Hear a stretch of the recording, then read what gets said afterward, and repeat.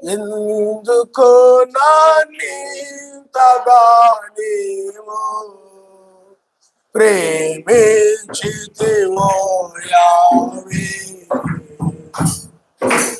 అందుకో నాది నా స్తుతి పాత్ర. హల్లెలూయా హోసన్నా. Hallelujah, Hosanna.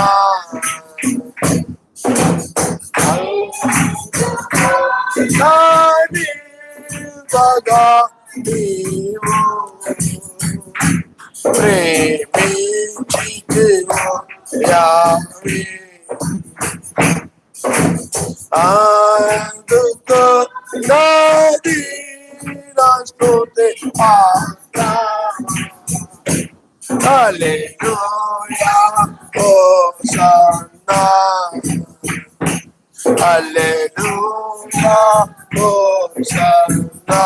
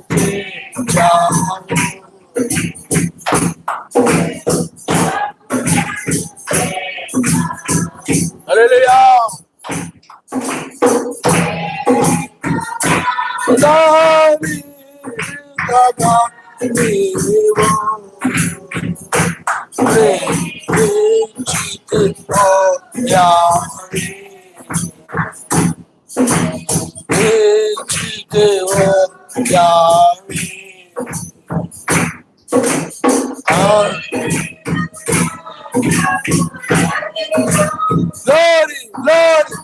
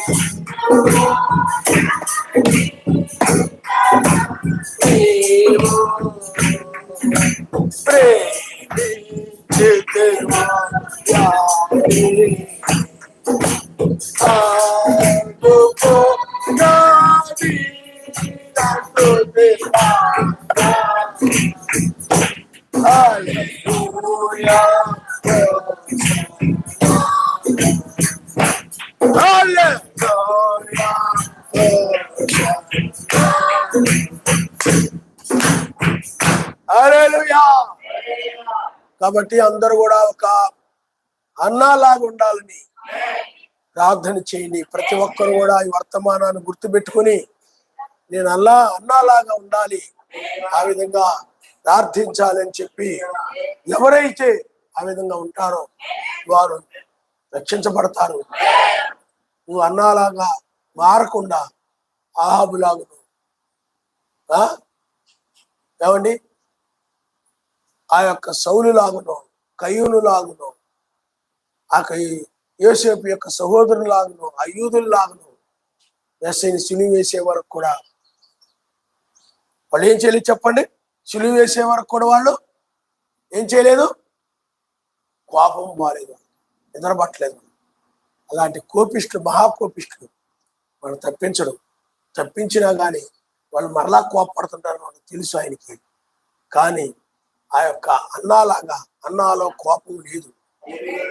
తనల్ని ఎవరైనా కోపగించుకుని విసిగించిన, తన కోపం వచ్చేలాగా విసిగించిన, కోపం పుట్టించినా కూడా వాళ్ళ మీద తిరిగి మరలా కోపపడకుండా, కోపం తీర్చుకోకుండా, పగ తీర్చుకోకుండా ఆమె ఆయన సన్నిధిలో తన బాధ అంతా కూడా చెప్పుకొని ప్రార్థించి ఆ విధంగా ఆయన దగ్గర నుండి ప్రతిఫలాన్ని పొందింది. ఆయన నమ్ముతున్నాను.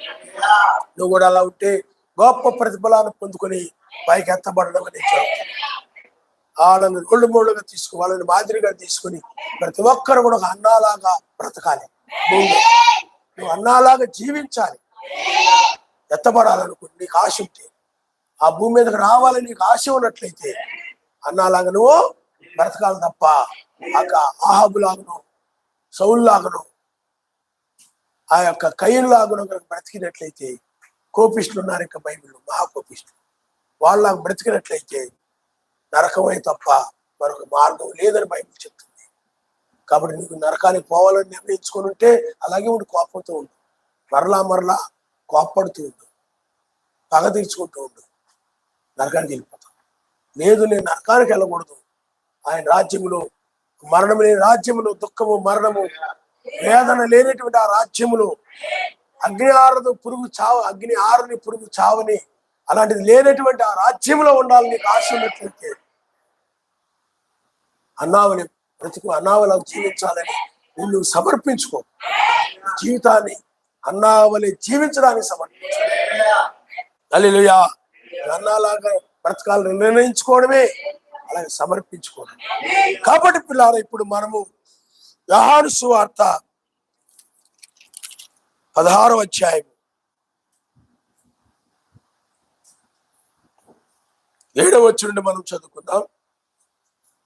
అయితే నేను మీతో సత్యము చెప్పుచున్నాను, నేను వెళ్ళిపోవడం వల్ల మీకు ప్రయోజనకరం. నేను వెళ్ళని ఎడల ఆదరణకర్త మీ వద్దకు రాడు. నేను వెళ్ళిన ఎడల ఆయనను మీ వద్దకు పంపుతాను. ఆయన వచ్చి పాపమును గూర్చి, నీతిని గూర్చి, తీర్పును గూర్చి లోకమును ఒప్పుకొని చేయును. లోకులు నా యందు విశ్వాసం ఉంచలేదు గనుక పాపమును గూర్చి నేను తండ్రి యొద్దకు వెళ్ళటం వల్ల మీరు నన్ను చూడరు గనుక నీతిని గూర్చి ఈ లోకాధికారి తీర్పు పొంది ఉన్నాడు గనుక తీర్పును గురించి ఒప్పుకొని చేయును. ఆయన నామ స్తోత్రం. హల్లెలూయా. ఒక వ్యక్తిలో గనక పరిశుద్ధాత్మ ఉన్నట్టయితే, అంటే పరిశుద్ధాత్మ అంటే ఆదరణకర్త వచ్చినప్పుడు ఆదరణకర్త ఏం చేస్తాడో ఇక్కడ మెసేజ్ చెప్తున్నాడు అనమాట. నేను వెళ్ళి ఆదరణకర్తను నేను పంపుతాను, ఆయన వచ్చి ఏం చేస్తాడో చెప్తున్నాడు.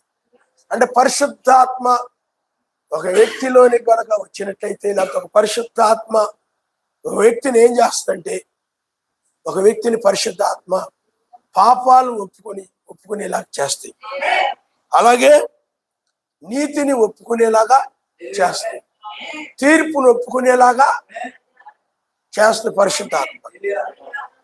ఏ వ్యక్తి అయినా తన పాపాలు ఒప్పుకోకపోయినా, నీతిమంతుడైనటువంటి మెస్సైని గురించి ఒప్పుకోకపోయినా, తీర్పును గురించి ఒప్పుకోకపోయినా అతడు పరిశుద్ధాత్మ కలిగిన వాడు కాదు. ఒక వ్యక్తిలో పరిశుద్ధాత్మ ఉన్నది అంటే ఈ మూడు కనపడతా ఉంటాయి. కాబట్టి పరిశుద్ధాత్మ సర్వశక్తిమంతుడే ఆత్మయున్నాడని బైబిల్ చెప్తుంది. పరిశుద్ధాత్మ అనగా ఆయనే, అనగా ఏ పాపము లేనటువంటి ఆత్మయే పరిశుద్ధాత్మ. ఒక వ్యక్తిలో పరిశుద్ధాత్మ అంటే ఏ పాపం లేని ఒక ఆత్మ పరిశుద్ధాత్మ కనుక ఉన్నట్లయితే ఆ పరిశుద్ధాత్మ వ్యక్తిని పాపం చేయనివ్వదు. ఎందుకంటే ఆత్మ పరిశుద్ధమైనది కాబట్టి ఆ శరీరాన్ని కూడా పాపం చేయనీయకుండా పరిశుద్ధంగా, అంటే ఆయన మాటలాగా జీవించేలాగా చేసి ఆ వ్యక్తిని పరిశుద్ధుడిగా మార్చేది పరిశుద్ధాత్మ. ఆ వ్యక్తిలో దురాత్మ ఉందనుకోండి, అపవిత్రమైన ఆత్మ అతడిని అపవిత్రుడిగా చేస్తుంది. అతడి కన్నులని, అతడి నోరుని, అతడి చేతులని, అతడి పాదములని అన్నిటిని కూడా ఆ అపవిత్రాత్మ అపవిత్రుడిగా చేస్తా ఆ వ్యక్తిని. అతడు అపవిత్రుడిగా బ్రతుకుతుంటాడు భూమి మీద. కానీ పరిశుద్ధాత్మ ఎందుకంటే పాపాన్ని ఒప్పుకొనుడి ద్వారా అతడు పరిశుద్ధుడు అవుతాడు. ఇంకా అర్థమైందా? నీతిని ఒప్పుకొని అతడు నీతిగా నడుచుడు ద్వారా పరిశుద్ధుడు అవుతాడు. తీర్పును ఒప్పుకొనుడి ద్వారా అతడు తీర్పులో తప్పించబడతాడు. ఆయన హల్లెలూయా, హల్లెలూయా. కాబట్టి పరిశుద్ధాత్మ మెస్సీ కాలంలో కూడా ఉంది. పరిశుద్ధాత్మ మెస్సీ కాలంలో పరిశుద్ధాత్మ ఒక పాపాత్మురాలైన స్త్రీ మీదకి, ఆ స్త్రీని ఏం చేసింది చెప్పండి? పరిశుద్ధాత్మ ఆమె యొక్క పాపములు, ఆమె యొక్క జీవితంలో ఎన్నో పాపాలు ఉన్నాయి. కోపం ఉండొచ్చు, పాపమే. ద్వేషం ఉంది, పాపమే. అసూయ ఉంది, పాపమే. కక్ష ఉంది, పాపమే. దురాలోచనలు ఉన్నాయి, పాపమే. ఏమండి, పరపురుషుల్ని ఆశిస్తూ ఉండేది, పాపమే. మోహపు చూపులు చూస్తూ ఉండేది, పాపమే. ఇలాగూ లేదా మోహపు చూసి పురుషుడుగా ఇలాగూ మనం చూసినట్లయితే ఆమె జీవితములో ఆమె ఒక అపవిత్రమైన ఆత్మను కలిగి అపవిత్రమైనటువంటి జీవితాన్ని జీవించింది. అపవిత్రాలుగా బ్రతికిందా. కానీ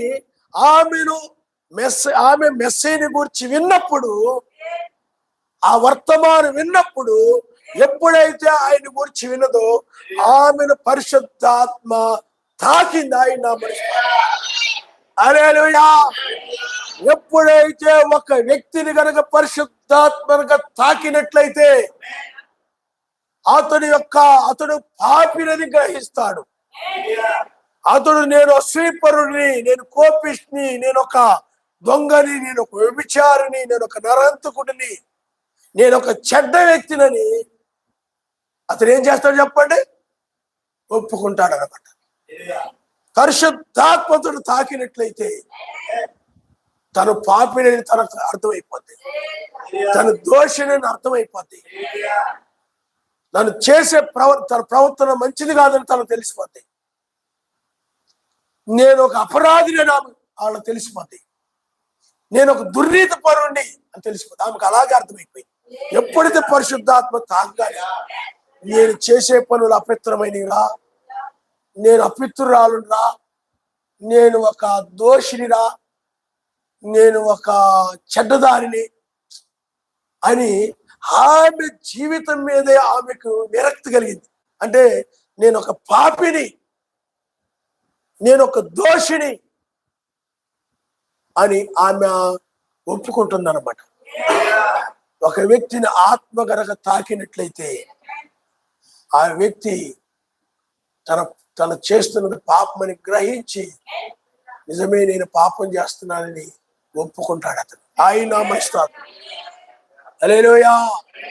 మేము చేసింది నేరమే, మేము చేసింది ఘోరమే ఒప్పుకుంటాడు. పరిశుద్ధాత్మ తాకినట్లయితే ఎవరిని తనినా, గుద్దినా, బూతులు మాట్లాడినా ఒప్పుకుంటాడు. పరిశుద్ధాత్మ ఏం చేస్తా చెప్పండి? నేను మాట్లాడింది బూతులు తప్పు అని ఆ వ్యక్తి దగ్గరికి వెళ్ళి ఒప్పుకుంటాడు. నేను తన్నాను తప్పు, బైబిల్లో అపోస్తులు కానీ ఎవరు కూడా అలా చేయలేదు, అది తప్పు అని ఏం చేస్తాడు చెప్పండి? ఒప్పుకుంటాడు. అంటే తను తప్పులు తను తెలుసుకుని తన పాపాలేంటో తనకు తెలిసేలాగా చేసేది పరిశుద్ధాత్మ. ఆయన హల్లెలూయా. అంతేకాదు పాపి అని ఒప్పుకునేలాగా చేసేది ఎవరు చెప్పండి? శంకరుడు ఉన్నాడు, పరిశుద్ధాత్మ తాకింది అతన్ని, తన పాపాలేంటో తనకు అర్థమైపోయాయి. అయ్యో నేను పాపిని అని చెప్పి ఏడ్చేసాడు. అలాగే పాపాత్మురాని స్త్రీ కూడా చేంజ్ చేసి చెప్పండి, ఏడ్చేసాడు. అలాగే బైబిల్లో జక్కయ్య గాని, అలాగే పెంతెకోస్తు పండుగ నాడు పరిశుద్ధాత్మ వాళ్ళందరి మీద కొమ్మరించబడినప్పుడు, ఏమండి అపోస్తుల యొక్క బోధను విన్నప్పుడు చాలా మంది మీద పరిశుద్ధాత్మ రాలినప్పుడు వాళ్ళందరూ కూడా తమ పాపాలు ఒప్పుకొని విగ్రహాలను వదిలిపెట్టారు, అబద్ధాలు వదిలిపెట్టారు, పాపాలు విడిచిపెట్టారు, అసూయ, గర్వం, కోపం ఇలాంటి చెడుతనాలన్నీ కూడా విడిచిపెట్టేశారు. అలాగే ఒప్పింపజేసేది ఏమిటి చెప్పండి? పరిశుద్ధాత్మ. వ్యక్తిలో కనుక పరిశుద్ధాత్మ ఉన్నట్లయితే ఏదైనా పొరపాటు చేసినా, తప్పు చేసినా వెంటనే సరస్వతి సన్నిధిని కానీ, మనుషుల విషయంలో అయితే మనుషుల దగ్గర కానీ అతడు ఏం చేస్తాడు చెప్పండి? ఒప్పుకుంటాడు. ఒప్పుకుంటున్నాడంటే అతడు పరిశుద్ధాత్మ ఉందన్నాడు. హల్లెలూయా. ఒప్పుకొని బాప్తిజం పొందాడంటే అతనికి ఏమన్నది చెప్పండి? పరిశుద్ధాత్మ అతడు తాకిందని. పరిశుద్ధాత్మ తాకినప్పుడు అతను ఏమైపోతాడు? మారిపోతాడు. పాపిని తెలుసుకోవడమే మారడం. కాబట్టి పిల్లలు పరిశుద్ధాత్మ ఏం చేస్తా చెప్పండి? పాపాన్ని ఒప్పింపజేస్తే ఆ పరిశుద్ధాత్మ ఏం చేసిందంటే, నువ్వు పాపి అమ్మా, నువ్వు పాపివి, అవునయ్యా నేను పాపినే, నేను పాపినే ఒప్పుకుని. మరి యూదులు ఒప్పుకున్నారా? యూదులు మీరు సర్ప సంతానం, మీరు ఏమండి మీరు అబ్రాహాము సంతానం అని చెప్పుకుంటున్నారు, కానీ మీరు అబ్రాహాము సంతానం కాదు అని మెస్సయ్య వాడు దుర్బోధన ఖండించాడు. ఆ రోజులో ఆయన వర్తమానికుడు కాబట్టి. వాళ్ళని ఆత్మ తాకిందా? ఆత్మను ఒప్పింపజేసిందా? లేదు. ఎందుకని? వాళ్ళు ఆయన అసలు వర్తమానమే నమ్మట్లేదు, ఆయనే నమ్మడం లేదు. మెయిన్ నమ్మనప్పుడు పరిశుద్ధాత్మ వాళ్ళని ఏం చేయ చెప్పండి? ఒప్పించదు. వాళ్ళు చేస్తున్న తప్పులే, వాళ్ళు చేస్తున్నది వాక్య విరోధమే, వాళ్ళు చేస్తున్నది పిల్లరా ఆ దినాలు లేఖనాలు నెరవేరుతుంటే ఆ లేఖనాలు తులీకరిస్తున్నారు వాళ్ళు. కానీ వాని మార్గం వాళ్ళకి యథార్థంగానే కనబడుతుంది.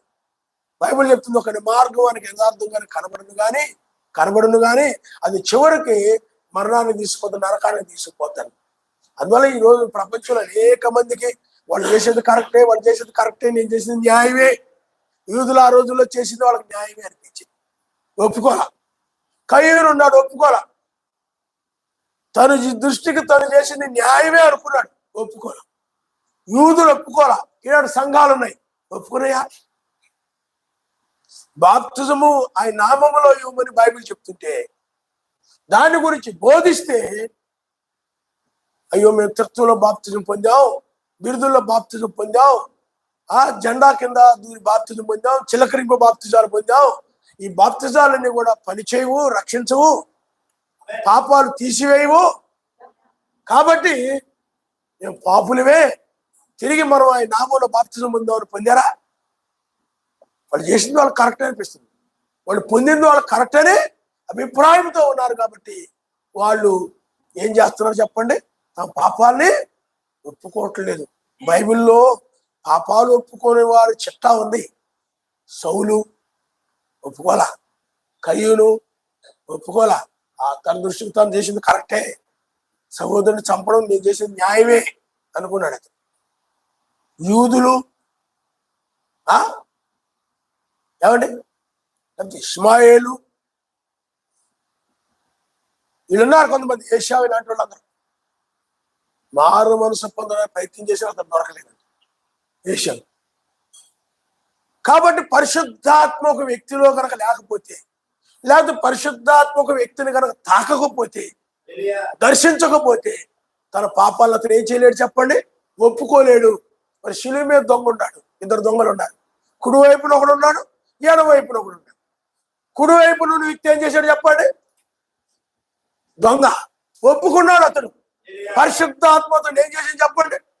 తాకినప్పుడు తను చేసిన దొంగతనము కరెక్టే, ఒప్పుకున్నాడు. ఈ నీతిమంతులని కూడా ఒప్పుకున్నాడు. మెస్సయ్య నీతిమంతులని, ఆయన ఏ పాపము లేదని ఒప్పుకున్నాడు. ఆయన నా పాపమును క్షమించేవాడని ఒప్పుకున్నాడు. ఆయన నా పరిశుద్ధాత్మ. హల్లెలూయా. ఆ విధంగా అప్పుడు ఆయన అన్నాడు, నువ్వు నాతో కూడా పరదేశంలో ఉంటావు అని చెప్పాడు. ఆయన నా పరిశుద్ధాత్మ. చాలా మంది ఇప్పుడు నువ్వు ఉన్నావు, ఇప్పుడు వర్తమానం విన్నావు అనుకోండి, నేను పరిశుద్ధాత్మ తాకింది అనుకోండి, నిజముగా నువ్వు ఆహాబులాగుంటే, నువ్వు నిజముగా సౌలులాగుంటే, కయీనులాగుంటే, నేను పాపినయ్యా అని ఏడుస్తావు అనమాట. ఆత్మ తాకితే. ఆత్మ తాకలేదు అనుకోండి, నువ్వు పాస్టర్ గారు అలా చెప్తున్నారు కానీ నేను కరెక్టే, ఏమి ఒప్పుకో, నేను చేసింది రైటే, నేనేం సౌలును కాదు, నేనేమి ఆహాబును కాదు, నేనేమి కయ్యూను కాదు. సమర్థించుకుంటాడనమాట. తన పాపాలు ఒప్పుకోకుండా ఆ పాపాలను ఏం చేస్తాడు చెప్పండి? సమర్థించుకుంటాడు. వీళ్ళే ప్రమాదంలో పడివాడు. ఒప్పుకోరు వీళ్ళు. ఎవరు నేను విసిగించారనుకోండి, నీకు ఎవరు కోపం కలిగి చేశారనుకోండి, నువ్వు వెళ్ళి వాళ్ళ మీద గొడవ పెట్టావు, నీ కోపం వచ్చి వాళ్ళ కోపం కలిగి చేశారు.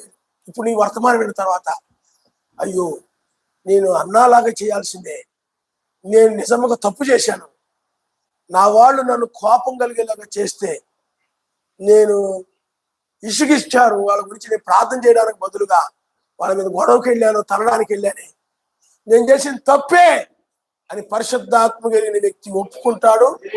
వెళ్ళి వాళ్ళతో వెళ్ళి సమాధాన పడతాడు. ఆయన పరిశుద్ధాత్మ లేదనుకోండి, తాకలేదనుకోండి, ఏమి పట్టించుకో, తను తప్పును అలాగే పెట్టుకుని ఉంటాడు, ఏమీ ఒప్పుకోడు. వాళ్ళు నన్ను కోపం కలుగు చేశారు, నేను కూడా వాళ్ళ మీద కోపపడ్డా తప్పేంటి అనుకుంటాడు తప్ప అన్నాలాగా నడవలేదని అనుకోడు అతడు, ఒప్పుకోడు. అతడు ఒప్పుకోవడం ఇష్టం ఉండదు. ఈగోయిజం అడ్డు వచ్చేస్తాయి, గర్వం అడ్డు వచ్చేస్తాయి. లోకం అయిపోతానేమో, నన్ను చిన్న చూపు చూస్తారేమో, నన్ను ఇలాగలా అనుకుంటారేమో, నేను అందరిలో గొప్పవాడు అనుకోవాలనుకుంటాడు కాబట్టి, అందరూ ఏదో నీతిమంతుడు అనుకోవాలనుకుంటాడు కాబట్టి అందుని బట్టి ఒప్పుకోడు అనమాట. కాబట్టి పిల్లారా, పరిశుద్ధ ఆత్మ తనని తాకలేదు. ఒకవేళ నమ్మి బాప్తిజం పొంది ఉండి కూడా ఇలాంటి కార్యాల్లో ఉన్నాడంటే పరిశుద్ధ ఆత్మ పోగొట్టుకుని ఉన్నాడు. మరి చెప్పినా కానీ ఒప్పుకుంటే పరిశుద్ధాత్మ మరలా వస్తాడు, తిరిగి నీలోని ప్రవేశిస్తాడు. కానీ ఒప్పుకోవు కాబట్టి ఆ పరిశుద్ధాత్మ అలాగా బయట ఉంటుంది, నీ కోపం నీళ్ళు అలాగా ఉంటుంది, మరలా కోపడుతుంటావు. ఆత్మ అలాగా ఉంటుంది, ఆ చెడ్డ ఆత్మ. నువ్వు మరలా కోపడుతుంది, ఎందుకంటే ఆత్మ బయట ఉంది. ఒప్పుకుంటే మరలా కోపడే ఆత్మ నేను వెళ్ళిపోయి అన్నాలో ఉన్న ఆత్మ, పరిశుద్ధాత్మ నీలో పనిచేస్తుంది. ఆయన నమ్మడిస్తాడు. హల్లెలూయా. మా ఓడేమో ఎన్నో తప్పులు చేస్తున్నాడండి, మాట లేదండి, లోపట్లేదండి. ఆరాధన అనేటప్పుడు కూడా బద్ధకం వచ్చేస్తాయి. ప్రార్థన అనేటప్పటికి ఏం సాకు చెప్తావా, తప్పించుకోవడానికి చూస్తుంటాడండి. పరిశుద్ధాత్మ ఏం చేయట్లేదు చెప్పండి అతన్ని, తాగడం లేదు. పరిశుద్ధాత్మ వ్యక్తిని తాకితే ఆ వ్యక్తి ఏమైపోతాడు? అందులో పరిశుద్ధాత్మ ఏం చేస్తా చెప్పండి, తన పాపములని ఒప్పుకునేలాగా చేస్తాడు. సౌలును అయినటువంటి ఆ యొక్క పౌలుని పరిశుద్ధాత్మ తాకినప్పుడు అప్పటి వరకు పరిశుద్ధాత్మ లేనివాడుగా ఉన్నాడు. అతడు సర్ప సంతానముగా ఉన్నాడు. అతడు క్రైస్తవుల్ని హింసిస్తూ, ఆయన నమ్మిన వారిని బాధ పెడుతూ, శ్రమ పెడుతూ, తృణీకరిస్తూ, చాలా కసాయి మనిషిగా, హానికరమైన వ్యక్తిగా అందరూ కూడా ఏం చేస్తాడో ఏమిటోరా అని అతడు కోపానికి భయపడిపోతా ఉండేవారు. ఏం చేస్తాడో ఏమిటోరా అని పారిపోయే పరిస్థితి ఉండేది అనమాట. అలాంటి తీవ్రవాదిగా ఉండేవాడు అనమాట. కానీ పరిశుద్ధాత్మతుడు తాగ్గానే ఏమైపోయి చెప్పండి, ధీరుడిగా మారిపోయాడు. క్రైస్తవులకు పరిచారకుడుగా చంపాలని క్రైస్తవులు చంపే వ్యక్తి కాస్త ఆ క్రైస్తవుల యొక్క పాదాలు గడిగేవాడుగా మారాడు. సువార్త ప్రకటిస్తూ ధీరుడిగా మారిపోయాడు. ఆ కోపం పోయింది. అంతకుముందు ఆయన చాలా కోపంగా ఉండేవాడు. దుర్బోధలు చేస్తున్నారు, మెస్సని గురించి బోధిస్తున్నారు. మోషే బోధించిన ధర్మశాస్త్రమే కరెక్ట్, ఇది బోధించిన తప్పు అని చాలా కోపంతో ఎర్రబీగిపోతా ఉండేవాడు. ఏమైపోయింది అదంతా? సర్వశక్తిమంతుడు దమస్కు దగ్గర దర్శించాడు. పరిశుద్ధాత్మ దర్శించినప్పుడు అతను మారిపోయాడు. హల్లెలూయా.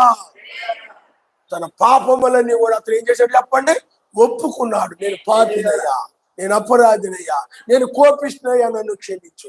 ఆ కోపంతో వాళ్ళని వీళ్ళ తన్యా, నన్ను క్షమించయ్యా. కోపంతో వాళ్ళని నేను దూషించానయ్యా. రాత్రి మగులు వాళ్ళు నిద్రపోనీయకుండా, నేను నిద్రపోకుండా బూతులు తిడుతూ రాత్రి పగలు అదే పనిలో ఉన్నానయ్యా, నన్ను క్షమించయ్యా. నేను చేసింది తప్పు నాయన. ఎవరో నా మీద కోప్పడి నాకు కోపాన్ని కలుగు చేస్తే వాళ్ళ మీద గొడవకి వెళ్ళానయ్యా, నన్ను క్షమించయ్యా. ఇంకా ఎప్పుడు కూడా అలా ఉండకుండా నాకు సహాయం చేయను ఆయన. పరిశుద్ధాత్మ తాకినప్పుడు ఒక వ్యక్తి తన పాపములను ఒప్పుకుంటాడు. ఆయన నమ్మడిస్తాడు. తను చేసిన తప్పులని కూడా తప్పులని ఒప్పుకుంటాడు. నేను చేసిన పాపాలను ఒప్పుకుంటాడు. నేను అపరాధిని ఒప్పుకుంటాడు. నేను దోషిని ఒప్పుకుంటాడు.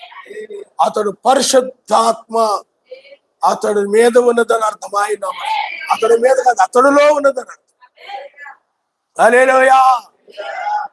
ఏమైనా ఎవరికైనా ఏదైనా చేస్తానన్నాడు అనుకోండి, వచ్చి చేస్తానని అనుకోండి, లేకపోతే వస్తానన్నాడు అనుకోండి, రాలేదనుకోండి, ఒప్పుకుంటాడు నేను దోషిని. మాట ఇచ్చాను రాలేదు కాబట్టి నేను దోషిని.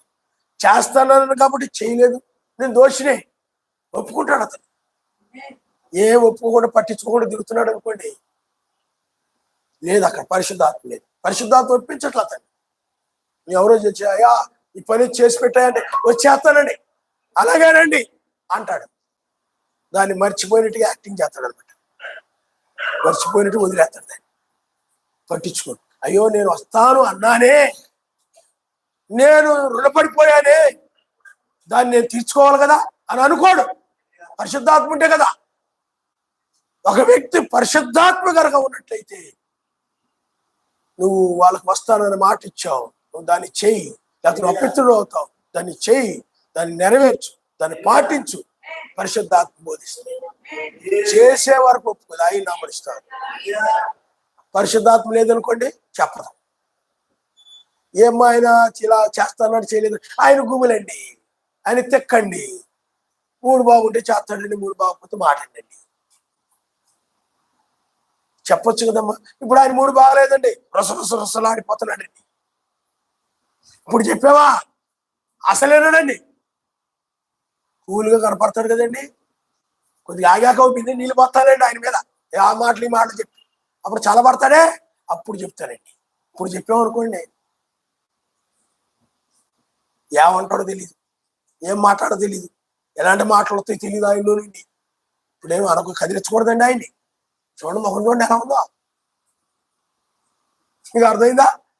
మీరు చెప్తుంటారు కదా ఆహాబు అని, అలా ఉన్నది, ఆహాబు మొహంలాగా ఉందండి. అర్థమైంది మీకు? ఎవరికైనా నీ ఇంట్లోనైనా ఎవరికైనా నువ్వు ఏదైనా చేస్తానన్నా, ఏ విషయంలోనైనా ఆ మాటకు నువ్వు నష్టం వచ్చినా మాట తప్పకూడదు. ఆయన హల్లెలూయా. ఎవరికి వచ్చిన ఏదో వచ్చి పని చేస్తా ఉన్నావు అనుకోండి, చేయాల్సింది. ఎందుకు చేయాలా? మాట ఇచ్చావు కాబట్టి, నిర్దోషం ఒకటి కొరకు, పాపి కాకుండా ఉండుట కొరకు దాన్ని నువ్వు చేయాలి. అలాగే నువ్వు సమర్పించుకున్న తర్వాత దాన్ని పాటించాల్సింది. ఆయన హల్లెలూయా. కాబట్టి ఒక వ్యక్తి పరిశుద్ధాత్మ కనుక ఉన్నట్లయితే, మరి ఏలియా వర్తమానం యెజెబెలుకి ఎందుకు మారు మనసు రాదు? పరిశుద్ధాత్మ తాకలేదు, ఆమె అసలు నమ్మలేదాన్ని. దుర్బోధనలు నమ్మి వీటిని నమ్మిన వాళ్ళని అయ్యే కరెక్ట్ అయిన వాళ్ళు పరిశుద్ధాత్మకి తాకదు. వాళ్ళని నమ్ము తునీకరిస్తుంటారు చెప్తుంటే. ఆయన కృప ఉందనుకోండి వాళ్ళ మీద, అప్పుడు ఏం చేస్తారు చెప్పండి?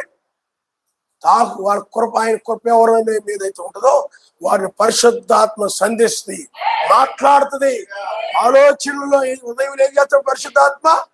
ఎవరు చెప్పక్కర్లేదు, ఆత్మే. నువ్వు తప్పు చేశావు, నువ్వు నేరస్తుడి, నువ్వు దోషిని, నువ్వు అపరాధి, నీకు ఆ తలంపులు ఇచ్చేస్తుంది. నువ్వు ఒప్పుకో, నువ్వు సరిదిద్దుకో, సమాధానపడు. పరిశుద్ధాత్మ ఒప్పింపజేస్తాయి. తన పాపమును గురించి అర్థమైందా? బుధవారం ప్రార్థన ఉంది, మానేశాం. శనివారం ప్రార్థన ఉంది, మానేశాం. ఆదివారం ప్రార్థన ఉంది, రావడం లేదు అనుకున్నావు.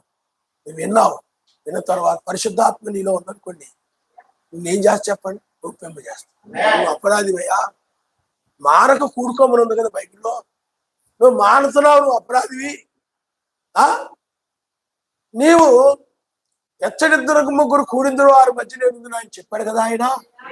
నువ్వు ఆయన మధ్యకి రావట్లేదు, నువ్వు అలా ఇలా తిరుగుతున్నావు, నువ్వు ఇంటి దగ్గర ఉంటున్నావు, దోషివి, అపరాధివి అని ఒప్పింపజేసేది పరిశుద్ధాత్మ. అది లేదనుకోండి, నీకు అది పాపం అనిపించదు. నేనేం పాపిని కాదులే. పాస్టర్ గారు అంటున్నారు బుధవారం శనివారం మానకూడదు అంటున్నారు. పాస్టర్ గారి పని అది కాబట్టి చెప్పాలి కదా, ఆయన చెప్తుంటాడు. ఆయన డ్యూటీ అది, నా డ్యూటీ నాది, నా పని నాది, నా వంట నాది, నా పనులు నాయి. సమర్థించుకుంటాం అనమాట.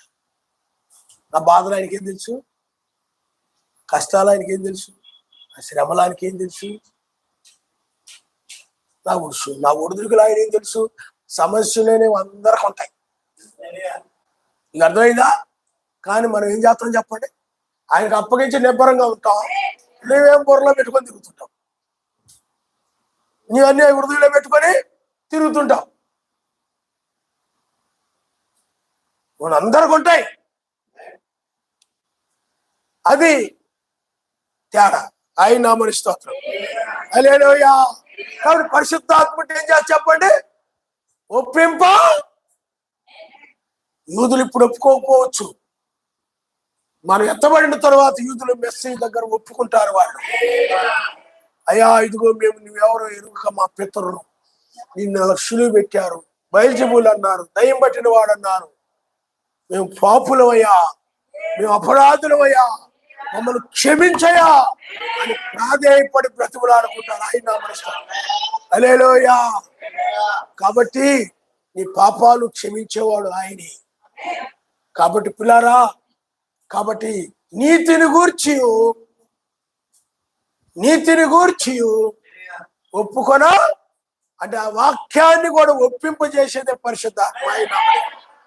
నీతిని గూర్చి, నీతి వాక్యం అనగా మెస్సయే. కాబట్టి నీతిని గూర్చి కూడా ఒప్పింపజేసే దేవుడు చెప్పండి, వాక్యాన్ని ఒప్పింపజేసే దేవుడు చెప్పండి. నీ పాపాలు ఒప్పింపజేయడమే కాకుండా వాక్యాన్ని ఒప్పింపజేసి ఆ వాక్యానికి లోబడేలాగా చేసేది కూడా పరిశుద్ధాత్మ. హల్లెలూయా. ఆ వాక్యానికి లోబడేలాగా, లోబడడం వల్ల నువ్వు నీతిమంతుడు అవుతావు. కాబట్టి వాక్యమే నీతి అయి ఉన్నది కాబట్టి, ఆయన మాటే నీతి అయి ఉన్నది కాబట్టి, ఆ నీతిని ఒప్పింపజేసేది ఆయన ఆత్మే. ఈనాడు సంఘాల్లో ఆయన నామాన్ని ఎందుకు ఒప్పుకోలేదా అంటే, ఆయన ఒక్కడిని ఎందుకు ఒప్పుకోలేదా అంటే, శనివారం తప్పంటే ఎందుకు ఒప్పుకోవట్లేదు, యెహోవా సాక్షులు తప్పంటే ఎందుకు ఒప్పుకోవట్లేదు అంటే, పరిశుద్ధ ఆత్మ లేకపోతే, పరిశుద్ధ వాళ్ళ మీద ఆయన కృప లేకపోతే, లేదా పరిశుద్ధాత్మ గనక వారిని సంధించకపోతే, వాళ్ళు పరిశుద్ధాత్మ మాటలకు చెవియకపోతే, తలిపేసుకున్నారు ఎవరి మాట వినకుండా, పరిశుద్ధాత్మ చోట్లేదు. అప్పుడు పరిశుద్ధాత్మ ఎలా తాగుతుంది? తాగదు. కరెక్ట్ అని వాళ్ళు తలిపేసుకున్నారు ఎవరి మాట వినకుండా. యెహోవా సాక్షుల బోధ ఏంటో తప్ప ఎవరి మాట వినో తలిపేసుకున్నారు. ఈ మాట వింటలేదు. అప్పుడు పరిశుద్ధాత్మ తాగుతుందా? పాపాలు ఒప్పుకుంటారా? ఆ తప్పును ఒప్పుకుంటారా? ఒప్పుకోరు. కాబట్టి పిల్లారా, మరి ఇప్పుడు బైబిల్లో మనం ఒకసారి చూద్దాం. దీనికి సందర్భముగా ఒక మత్తయి సువార్త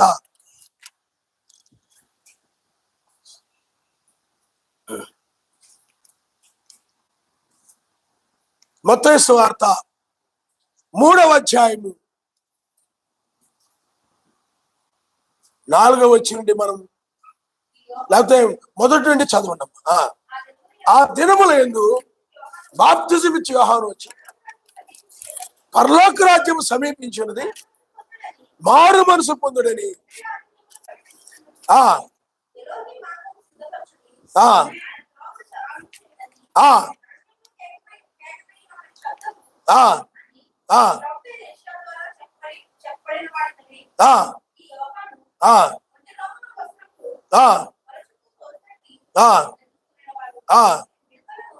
మిడతలను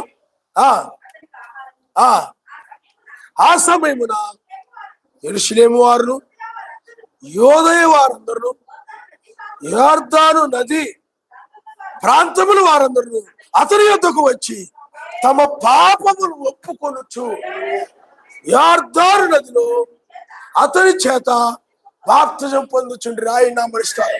అంటే పరిశుద్ధాత్మ ఏం చేసింది చెప్పండి? వాళ్ళని సంధించినప్పుడు, తాకినప్పుడు, మాట్లాడినప్పుడు, పరిశుద్ధాత్మ వాళ్ళతో మాట్లాడినప్పుడు, నీ పాపులయ్యా, నువ్వు దోషివయ్యా, నువ్వు చేసే క్రియలు, నీ ఆలోచనలు, నీ మాటలన్నీ కూడా పాపపు మాటలు, నీ జీవితం అంతా పాపమయమయ్యా అని వాళ్ళతో చెప్పినప్పుడు వాళ్ళు ఏం చేశారంటే, అయ్యా మేము దురాలోచన కలిగిన వారమయ్యా, మేము పాపమయ్యా, మా మాటల పాపపు మాటలయ్యా, మా క్రియలు పాపముతో కూడినయ్యా, మా జీవితం అంతా పాపముతో నిండి ఉందయ్యా అని వాళ్ళు పాపాలు ఒప్పుకుంటూ వచ్చి వాళ్ళు ఏం చేశారు చెప్పండి?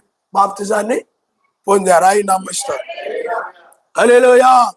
అతడు పరిసయ్యులలోను సద్దూకయ్యులలోను అనేకులు బాప్తిజం పొందుడు వచ్చి చూసి, సర్ప సంతానమా, రాబోబు ఉగ్రతను తప్పించుకొనుటకు మీకు బుద్ధి చెప్పిన వాడు ఎవడు? ఆయన నామరిస్తారు.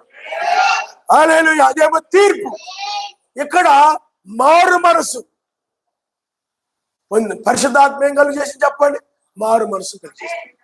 రెండవది నీతి. అంటే ఏమిటంటే ఆయన నామములో వచ్చి బాప్తిజం పొందడమే నీతి. హల్లెలూయా. మీకు కావాలంటే దానికి అర్థము ఒకసారి మనం చూద్దాం. 13వ వచనం మీరు చదవండి. ఆ సమయమున యోహాను చేత బాప్తిజం పొందుటకు మెస్సయ్య గలిలీ నుండి యొర్దాను దగ్గరనున్న అతని యొద్దకు వచ్చెను. అందుకు యోహాను, నేను నీ చేత బాప్తిజం పొందవలసి ఉండగా నీవు నా యొద్దకు వచ్చుచున్నావా అని ఆయన్ను నివారింప చూసిన. కాని మెస్సయ్య, ఇప్పటికి కానిము, నీతి యావత్తు ఇలాగు నెరవేర్చుట మనకు. హల్లెలూయా. కాబట్టి నీవు ఆయన వాక్యమును నమ్మడమే. అబ్రాహాము నమ్ముడు ద్వారా నీతిమంతుడయ్యాడు. బైబిల్ నమ్మి నేను బాప్తిజం పొందితే నా పాపాలు క్షమించబడతాయని నమ్మి బాప్తిజం పొందడం ద్వారా అతడు ఏమవుతాడు చెప్పండి? నీతిమంతుడు అవుతాడని అని ఒప్పుకొని ఆయన మనుషులు బాప్తిజం పొందడమే. మారు మనసు పొంది పాపాలను ఒప్పుకొని నేను బాప్తిజం పొందితే నీతిమంతుడు అవుతానని ఒప్పుకొని ఎవరైతే బాప్తిజం పొందుతారో వారు పరిశుద్ధాత్మను పొందుకుంటారు. ఆయన హల్లెలూయా. కాబట్టి నీతి ఏమండి?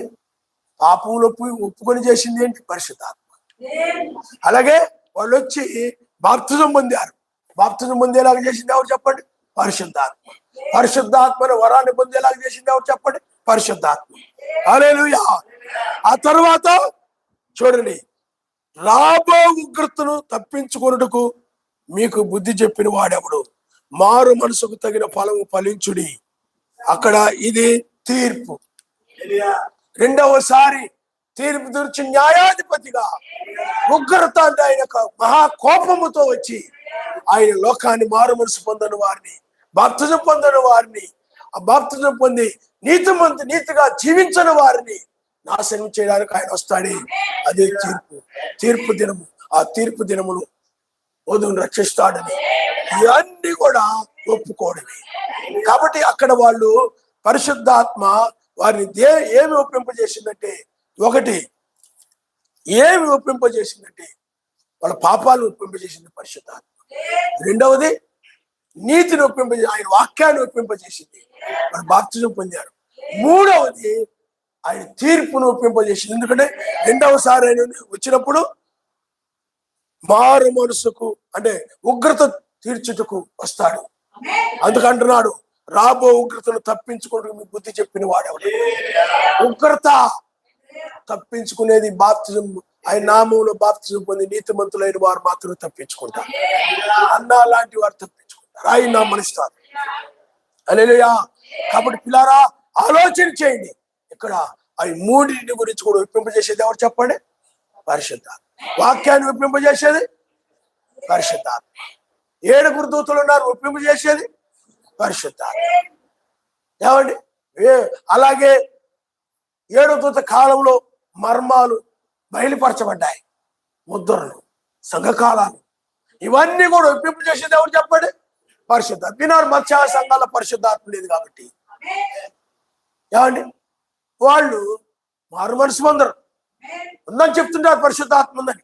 ఎందుకో సంఘాల్లో మారు మనసు పొందరు, పాపాలు ఒప్పుకోరు. ఒప్పుకున్నా కానీ నీతిని నమ్మరు, నీతిని ఒప్పుకోరు. ఆయన నామంలో బాప్తిజం పొందడమే నీతి యావత్తు. ఆయన నామంలో బాప్తిజం పొందడమే నీతి అని కానీ ఏమండి నీతిమంతులు అవుతాం కానీ నమ్మరు. వాళ్ళు పరిశుద్ధాత్మ ఒప్పుకోవట్లేదు. వాళ్ళు లేదు కాబట్టి పరిశుద్ధాత్మ ఒప్పుకోవట్లేదు వాళ్ళు. ఏమండి? అలాగే తీర్పు ఉన్నదని నమ్ముతారు కానీ తీర్పు జరుగుతుందంటే నమ్మరు. అర్థమైందా? హల్లెలూయా. కాబట్టి పిల్లలు మీరు ఆలోచన చేయండి. పరిశుద్ధాత్మ మీరు ఇంకా బాగా అర్థం అవ్వాలంటే మీరు లోకాసు వార్త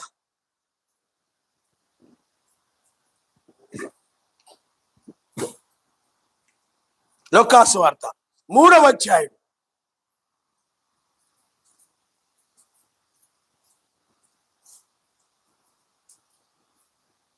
3వ అధ్యాయం మొదటి నుండి ఒకసారి ఇచ్చదు. తిబేరి కైసరు ఏలుబడిలో 15వ సంవత్సరం ముందు యోదయ పొంతి పిలాతు అధిపతిగాను, గలీలకు హేరోదు చతుర్థాధిపతిగాను, ఇతూరయ త్రకోనీతి దేశములకు అతని తండ్రి అయిన పిలుపు చతుర్థాధిపతిగాను, అబిలేనే దేశమునకు లుసానియా అధిపతిగాను, అన్నయు కైపయు ప్రధాన యాజకులుగాను ఉన్న కాలమున అరణ్యములోనున్న జకరియా కుమారుడైన యోహాను వద్దకు సర్వశక్తిమంతుని వాక్యం వచ్చిన అతడు వచ్చి పాప క్షమాపణ నిమిత్తము మారు మనసు విషయమైన బాప్తిజం పొందవలని యోర్దాను నది ప్రాంతమంతట్లో ప్రకటించుండెను. ఆయన త్రోవను సరళం చేయడి. ప్రతి పల్లము పూడ్చబడును, ప్రతి కొండయు మెట్టయు పల్లము చేయబడును. వంకర మార్గములు తిననివగును, కరుకు మార్గములు నున్ననివగును. సకల శరీరులు సర్వశక్తిమంతుని రక్షణ చూస్తారు అని అరణ్యములో కేక వేయుచున్న ఒక శబ్దం అని ప్రవక్తని యెషయా వాక్యముల గ్రంథమందు వ్రాయబడినట్టు జరిగింది.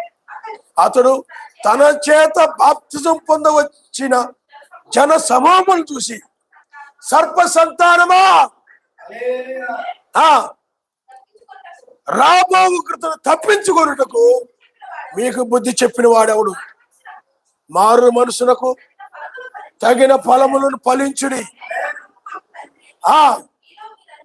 మీలో మీరు అనుకొనవద్దు. సర్వశక్తిమంతుడు ఈ రాళ్ల వలన అబ్రాహామునకు పిల్లలు పుట్టింపగలడని మీతో చెప్పుచున్నాను. ఇప్పుడే గొడ్డలి చెట్ల వేరున ఉంచబడి ఉన్నది కనుక మంచి ఫలములు ఫలింపని ప్రతి చెట్టు కూడా నరకబడి అగ్నిలో పడవేయబడిందని చెప్పాను.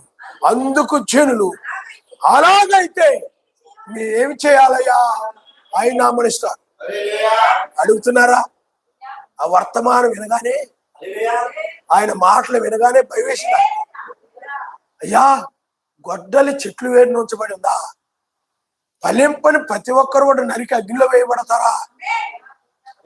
ఉగ్రత రాబోతుందా? అయితే మేము ఏం చేయాలి? నువ్వు అయితే అడుగుతావా? అడగాలంటే నా ముషి. ఏమండి? కాబట్టి వాళ్ళు ఏమన్నారు చెప్పండి? నీ ఏం చేయాలి? నీ గర్వం, ఈగోయిజం, ఏమండి, అహంకారం, హెచ్చింపు ఏవైతే ఉన్నాయో అన్ని నీలో ఉన్నాయి. నువ్వు అడగలవా? ఏమండి? హల్లెలూయా. లోక సంబంధమైన అడగమని చెప్పడం లేదు ఆయన. ఏది అడగమంటున్నాడు? ఏది అడుగుతున్నారు వాళ్ళు? ఎలాగ తప్పించుకోవాలా? అలాగైతే మేము ఏం చేయాలి? హల్లెలూయా. అంతేగాని ఆయన మాకు ఈ లోకంలో ఆస్తులు ఇస్తే బాగుండు, డబ్బులు ఇస్తే బాగుండు, బంగారాలు ఇస్తే బాగుండు, మా పిల్లలకు ఉద్యోగాలు ఇస్తే బాగుండు, పదవులు ఇస్తే బాగుండు, అవన్నీ ఇచ్చేస్తే బాగుండు, ఇవన్నీ ఇచ్చేస్తే బాగుండు అని లోక సంబంధం ఆశలు కలిగి ఉంటారు. లోక సంబంధం ఆశలు కలిగి ఉన్నట్టు వీళ్ళే ఎప్పుడు లోకంలో వాటిని ఆశపడుతూ ఉంటారన్నమాట, ఆశిస్తూ ఉంటారన్నమాట.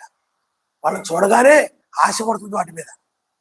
వీళ్ళని లోకాశలు కలిగిన వాళ్ళు అంటారన్నమాట. మీకు అర్థమైందా?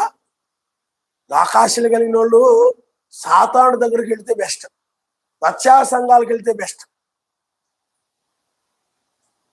వాళ్ళకి సాతానుడు చక్కగా ఇస్తాడు. అక్కడ ఎస్ఐ అలాంటివన్నీ నిరాకరించాడు. ఆయన నమస్కారం. హల్లెలూయా, హల్లెలూయా. నాకు మొక్కితే ఈ రాజ్యము, ఈ మహిమ, ఈ లోకము, లోకంలోని ఆస్తులు, డబ్బు, పేరు, ఉద్యోగాలు, పదవులు, నువ్వేం కావాలంటే చేస్తా. నిన్ను సింహాసనాలు అయిగో. అమెరికా అధ్యక్షం చేయమంటావా? చేస్తా. రష్యాకి నేను అధ్యక్షం చేయమంటావు? చేస్తా. ఇండియాకి నేను ప్రధానమంత్రి చేయమంటావు? చేస్తా. ఏం చేయమంటే చేస్తా. నాకు మొక్కితే చాలు. నీకు అలాగ లోకాశలు ఉంటే వాడి దగ్గరికి వెళ్ళడం బెస్ట్. లోకంలో ఈ ఆశలు ఏమైనా ఉంటే ఇక్కడికి వచ్చిన వేస్ట్. ఆ ఆశలు కలిగి వాళ్ళ మీద వీళ్ళ మీద గొడవలు పెట్టుకుని, వాళ్ళ మీద వీళ్ళ మీద మొఖాలు తిప్పుకొని లోక సముద్రం ఆశించి ఇలా ప్రవర్తిస్తావు తప్ప ఏం ఉపయోగపడదు. లోకాశలు ఉంటే వేస్ట్. సాతానుడు అయితే తీరుస్తాడు. ఎందుకంటే లోకమంతా వాడి చేతిలో, లోకమంతా కూడా వాడి చేతిలో. నాకు మొక్కితే ఇవన్నీ ఇస్తానన్నాడు. ఇవన్నీ ఈయన అలా కాదు. ఏం చేయాలంటే అడిగితే నీకేం చెప్తాడో తెలుసా? చూడండి, అందుకు అలాగైతే మేము ఏమి చేయవలని అతను అడుగుగా, అతడు 2 అంగీలు కలిగిన వాడు ఏమీ లేని 2 అంగీలు కలిగిన వాడు ఏమీ లేని వారికి ఇవ్వను, ఆహారము గలవాడును అలాగే చేయవలంటే 2 అంగీలు ఉన్నాయనుకోండి, ఆ అంగీలు ఏమీ లేని వారికి అదేంటయ్యా నీ దగ్గరికి వస్తే ఏదో మిద్దెలు మేడలో డబ్బులు కార్లు బిల్డింగులు బళ్ళు అయ్యని ఇస్తావు అనుకున్నాం, కానీ ఇదేంటి అదైనా ఏమీ లేని వాడును 2 అంగీలు గలవాడు ఏమీ లేని వానికి ఇవ్వలేను, ఆహారం గలవాడును ఏమీ లేని ఆహారం లేని వానికి ఏం చేయాలి చెప్పండి, ఆహారము ఇవ్వలేను అని వారితో చెప్పాను. సుంకరులు బాప్తిజం పొందవచ్చును చూచి, బోధకుడా మేమేం చేయాలని అతను అడుగుగా, అతడు మీకు నిర్ణయింపబడిన దానికంటే ఎక్కువ తీసుకొని వద్దని వారితో చెప్పాను. ఆయన నామనిస్తారు. సుంకరులు అంటే ఎవరు? పనులు చేసేవాడు. మీరు నిర్ణయింపబడిన దానికంటే ఎక్కువ తీసుకునే వాడు ఉద్యోగస్తుడు, ఉద్యోగాలు చేసేవాడు, పనులు చేసేవాడు. ఇది అర్థమైందా? పనులు చేసేవాడు. వాళ్ళు గవర్నమెంట్ జీతం ఎంత ఇస్తే నీకు నెలకి 10,000 ఇస్తుంది అనుకున్నాం, మీకు నిర్ణయింపబడిన దానికంటే ఎక్కువ తీసుకోవద్దని చెప్పాడు. ఆయన నామనిస్తాడు. హల్లెలూయా, హల్లెలూయా. నిర్ణయింపబడిన దానికంటే ఎక్కువ నువ్వు తీసుకోవద్దు. అవసరాలు వేరు, ఆశలు వేరు. కాబట్టి మనుషులు ఏం చెప్తున్నారు చెప్పండి? ఏదో అనుకున్నారు, కానీ ఇక్కడ ఏం చెప్తున్నాడు? ఎంతవరకు వస్తే అంతవరకు తీసుకోండి అని చెప్పడంలా, నిర్ణయింపబడిన దానికంటే ఎక్కువ తీసుకోవద్దు. జక్కయ్య అలాగే తీసుకున్నాడు. నిర్ణయింపబడిన దానికంటే ఎక్కువ పనులేసి జీతం ఇస్తుంది గవర్నమెంట్, కానీ కష్టపడుతున్నాం కదా, ఇంటింటికి తిరిగి మనం పన్నులు వేసి చేస్తున్నాం కదా, శ్రమ పడుతున్నావు కదా, ఏమైందేటి అనుకొని అతని జీతము 10,000 అయితే లెక్కలు రాసేటప్పుడు ఏం చేసి చెప్పండి? స్లిప్లు ఇచ్చేటప్పుడు, స్లిప్లు ఇస్తారా? పన్ను కాగితాలు ఇచ్చేటప్పుడు పన్ను 500 అయితే 1000 రూపాయలు ఇచ్చాం. అది తెలియదు, గవర్నమెంట్ అయితే వాళ్ళు చెప్పాడు కాబట్టి అంతే. మనకేం తెలిసేటి? వాళ్ళ పైలు వెళ్ళి మనం చూస్తామా? అంతే అనుకుంటాం మనం. అలాగ డబ్బు సంపాదించాడు బాగా జక్కయ్య. అందుకని అన్నాడు, ఏం చేయాలంటే మీరు నిర్ణయింపబడే దానికంటే మీరు ఎక్కువ తీసుకోవద్దని చెప్పాడు. ఆయన హల్లెలూయా. అలా తీసుకున్నాడు కాబట్టి మెస్సీ అతని ఇంటికి వచ్చినప్పుడు, పరిశుద్ధాత్మ అతను తాకినప్పుడు, అప్పుడు అతని హృదయములో అతడు ప్రియులారా ఒక వేదన ఆరంభమైంది. అతడు నిర్ణయింపబడిన దానికంటే అనేక మంది దగ్గర ఎక్కువ తీసుకున్నాడు. తనకు చెందవలసిన దానికంటే కూడా ఎక్కువ తీసుకొని, ఎక్కువ రాసి, బిల్లులు రాసి ఎక్కువ తీసుకోవడం వలన అతడు నిర్ణయింపబడిన దానికంటే నేను ఎక్కువ తీసుకున్నాను రా, నేను అపరాధిని రా, నేను ధనవంతుడే కానీ నేను దోషినే అని చెప్పి అతడు పాపినని పరిశుద్ధాత్మ హృదయములో ఒప్పించిన దానిని బట్టి ఒప్పుకొని వాడే ఎవరి దగ్గర అన్యాయంగా తీసుకున్నాడు తిరిగి వాళ్ళకి 4 గంటల మరలా ఇచ్చేసాడు. ఆయన పరిశుద్ధాత్మ ఒప్పింపజేస్తాడు. హల్లెలూయా. తప్పు చేయనివ్వదు పరిశుద్ధాత్మ, పాపము చేయలేదు, అడ్డగిస్తుంది పరిశుద్ధాత్మ వ్యక్తిలో ఉన్నట్టయితే. నీకు అర్థమైందా? నీతి కార్యాలు చేసేలాగా చేస్తాయి పరిశుద్ధాత్మ. పాపాన్ని ఒప్పింపజేస్తే, వాక్యాన్ని ఒప్పింపజేసి వాక్య ప్రకారంగా నడిపించేదే పరిశుద్ధాత్మ. నిన్ను అపవిత్రుడిని కానివ్వదు. నిన్ను పరిశుద్ధాత్మ నీలో ఉంటే, యోసేపులో పరిశుద్ధాత్మ ఉన్నది కాబట్టి అతడు వ్యభిచారం చేస్తే పాపమని అతను తెలుసు కాబట్టి నీతిమంతుడుగా ఉండాలని, నీతిగా నడవాలని, నీతిమంతుడిగా నడిస్తేనే మోక్షరాజ్యం లేదా పరలోక రాజ్యాన్ని ప్రవేశిస్తారని, పునరుద్ధారము కలుగుతుందని పరిశుద్ధాత్మతని ఒప్పించిన దానిని బట్టి పరిశుద్ధాత్మతని పాపం చేయనివ్వట్లేదు. కంట్రోల్ చేస్తుంది అతన్ని. పరిశుద్ధాత్మ ఒక వ్యక్తిలో కనుక ఉన్నట్లయితే శరీరం అవయవాళ్ళని ఏం చేస్తే అప్పుడు పరిశుద్ధాత్మ కంట్రోల్ చేస్తుంది. నువ్వు ఏటని పడితే చూడనివ్వకుండా, ఈ ఏది పడితే దాన్ని బూతులు మాట్లాడనివ్వకుండా, మోహపు చూపులు చూడనివ్వకుండా, చెడ్డవాడిని ఆశించనివ్వకుండా, పరులు దాన్ని ఆశించనివ్వకుండా, ఏమండి పరిశుద్ధాత్మని ఏం చేస్తే శరీరాన్ని తన కంట్రోల్లోకి తీసుకొని తన ఇష్ట ప్రకారం నడిపించుకుంటుంది పరిశుద్ధాత్మ. హల్లెలూయా. పరిశుద్ధాత్మ వశంలోకి వెళ్ళాడు ఎవరు? జక్కయ్య.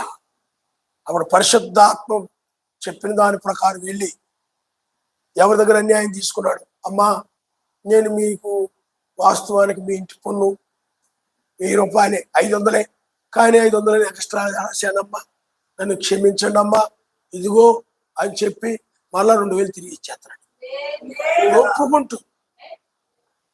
పరిశుద్ధాత్మ ఏం చేస్తుంది చెప్పండి? నువ్వు ఒప్పుకుంటావేంటి? ఏమనుకుంటారో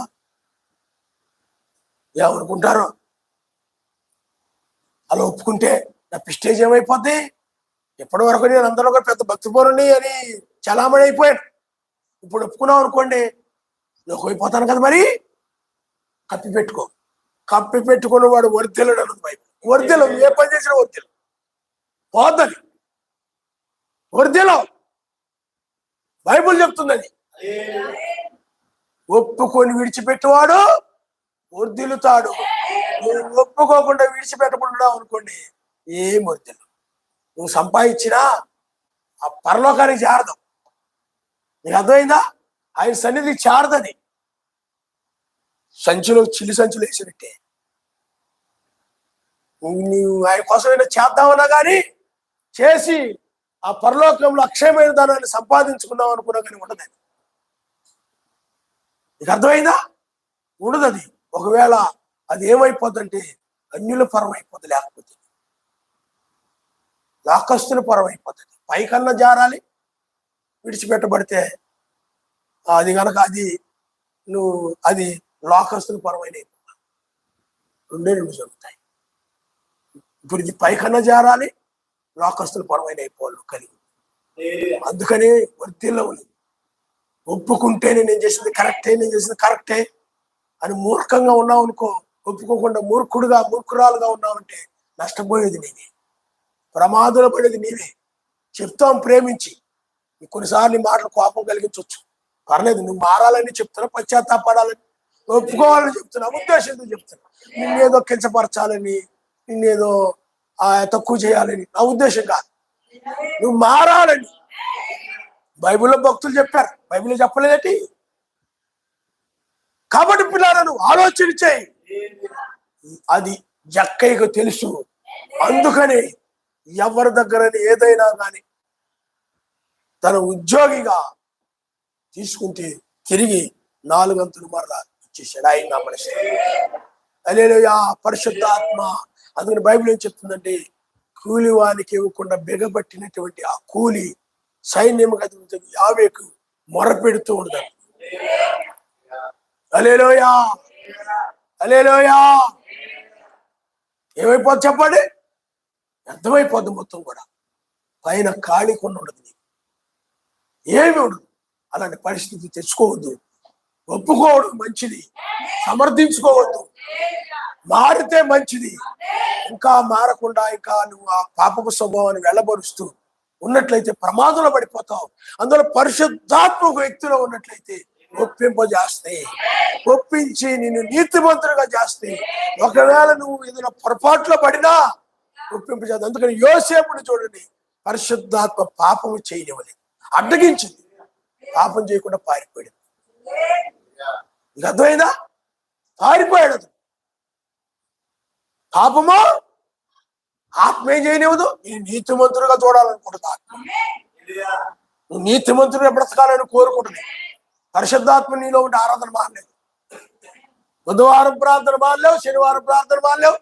నిన్ను నిర్దోషిగా చేయనివ్వదు పరిశుద్ధాత్మ. క్షమించండి, దోషిగా చేయనివ్వదు పరిశుద్ధాత్మ. నిర్దోషి నిన్ను బలవంత పెడుతుంది. వెళ్ళు వెళ్ళు వెళ్ళు. ఒకవేళ ఏదైనా మానేద్దామని పడుకున్నా వెళ్ళు, లేచి వెళ్ళి ప్రార్థన చేయి.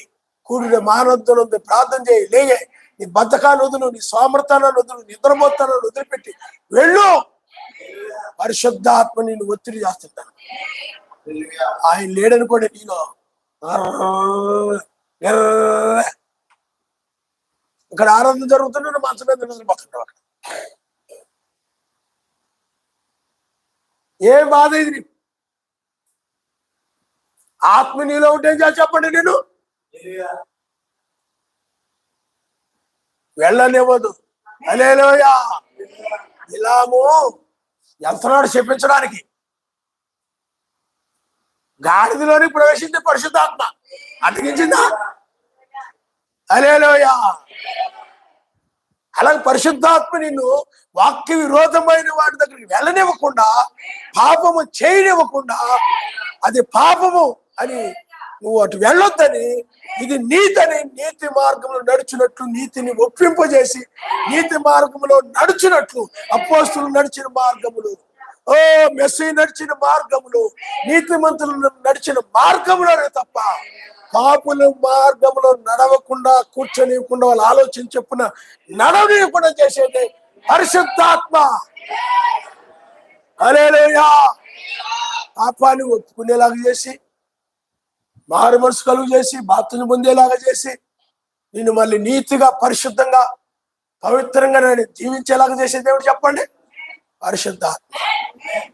ఒక వ్యక్తిలో పరిశుద్ధాత్మ లేకపోతే ఏమాత్రం పవిత్రుడు కాలేడు, పరిశుద్ధంగా ఉండలేడు. అతను అనుకుంటాడు కానీ నడవలేడు.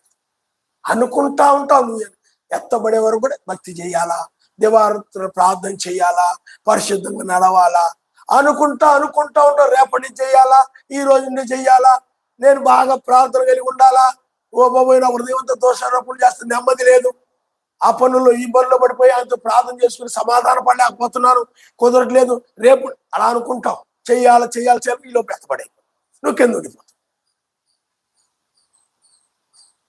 అర్థమైందా మీకు?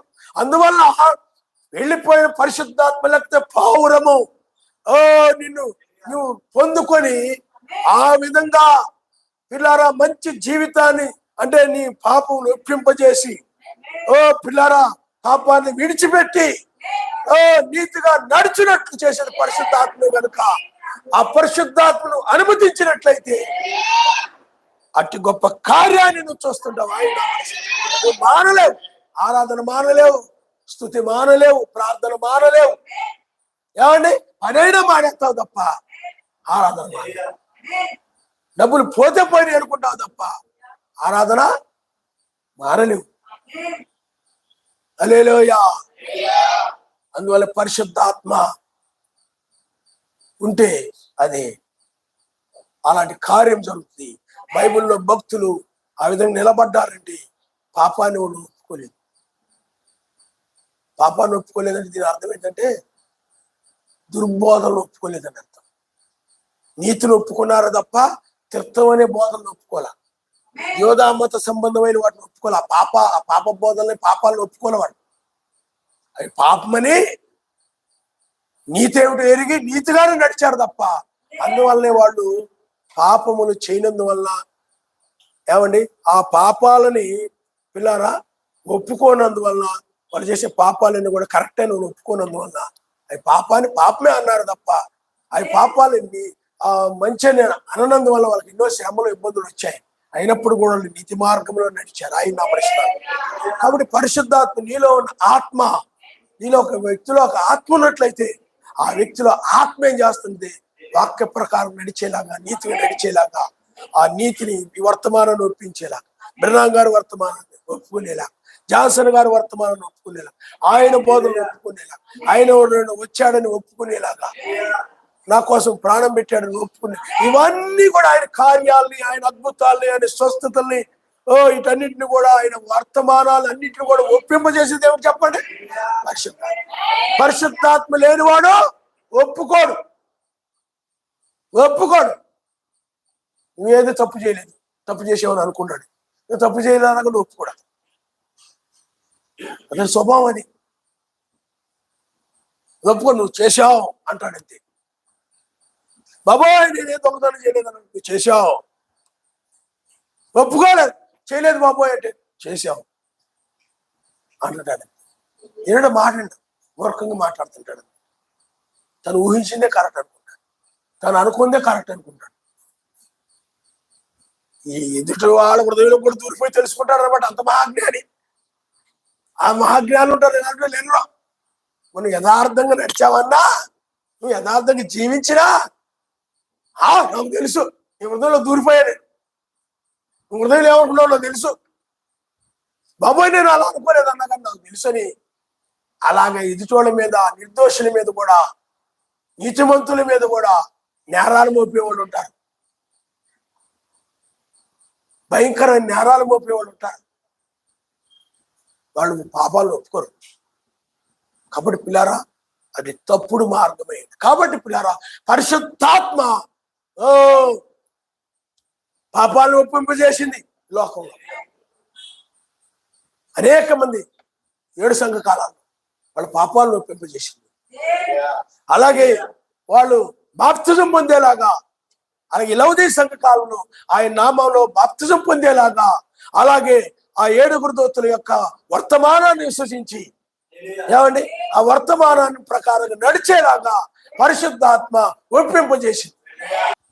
పరిశుద్ధాత్మ 7వ దూత యొక్క వర్తమానాన్ని ఒప్పింపజేసింది.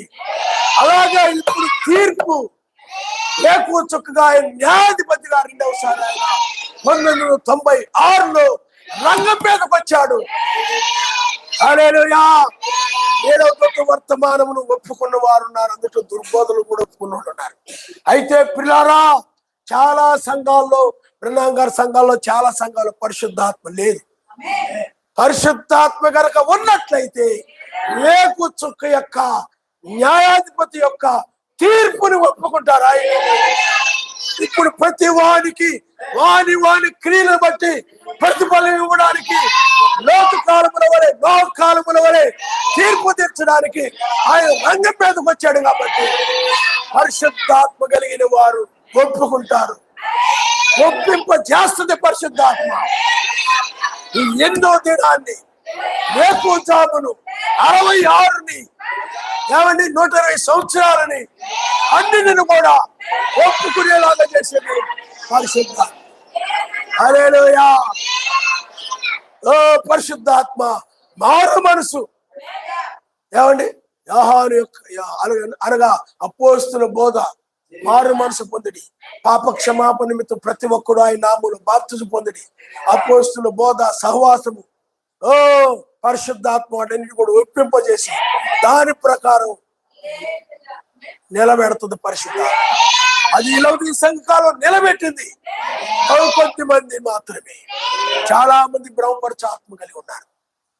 వాళ్ళు ఎలా తెలిసిపోతారు పరిశుద్ధాత్మ కలిగిన వాళ్ళు ఎవరో, పరిశుద్ధాత్మ లేని వాళ్ళు ఎలా తెలుస్తుంది? ఈ తీర్పును నమ్మిన వారు పరిశుద్ధాత్మ, తీర్పును నమ్మిన వారు పరిశుద్ధాత్మ లేని వారు. అందుకనే వాని క్రియలు బట్టి ప్రతిఫలం ఇవ్వడానికి వచ్చాడు. హల్లెలూయా, హల్లెలూయా.